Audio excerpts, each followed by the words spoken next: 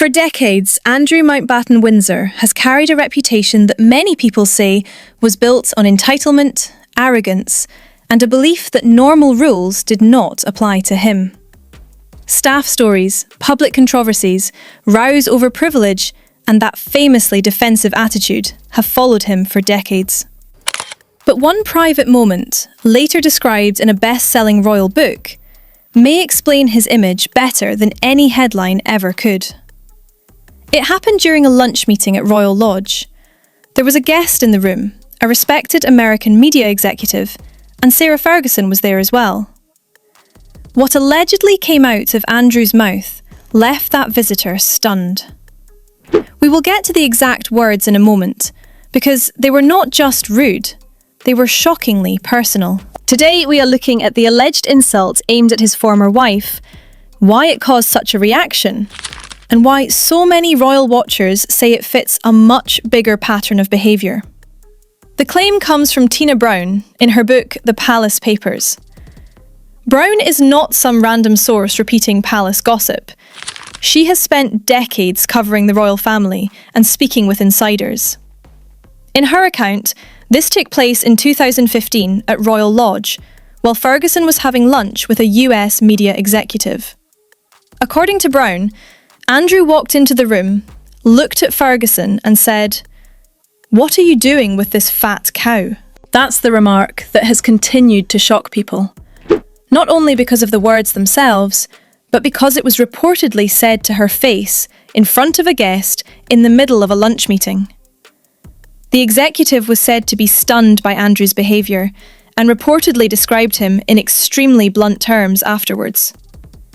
That reaction matters because it did not come from a royal commentator trying to score points.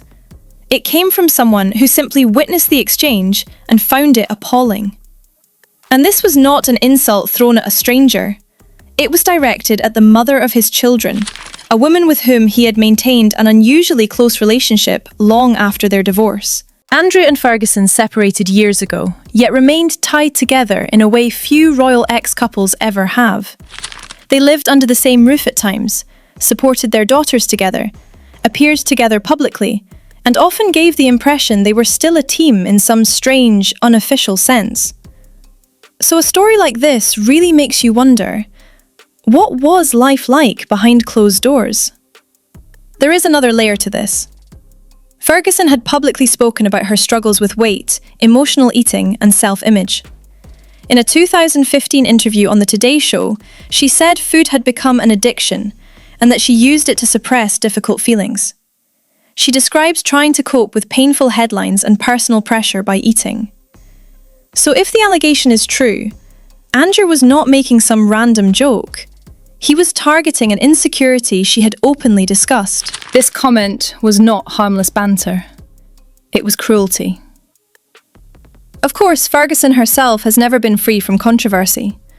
She has faced criticism for years over money scandals, poor judgment, and questionable associations. She is not beyond criticism herself. But even people who strongly dislike her can still look at this story and say, Andrew's alleged behaviour was unacceptable, right? And for many, it fits the wider pattern already attached to him. For decades, Andrew has been described by critics as pompous, demanding, and unable to accept limits. There have been repeated rows over housing, security, status, and finances. Reports continued for years that he resisted changes to his living arrangements and struggled to accept a reduced public role. Whether every story is fair or not, the overall reputation has remained remarkably consistent. So when this account from Royal Lodge resurfaced, it did not feel out of character to many royal watchers. It felt familiar. That may be the most damaging part of all. One rude remark can be dismissed as a bad day, but when a remark matches years of complaints about attitude and behaviour, people treat it differently. And imagine the setting again.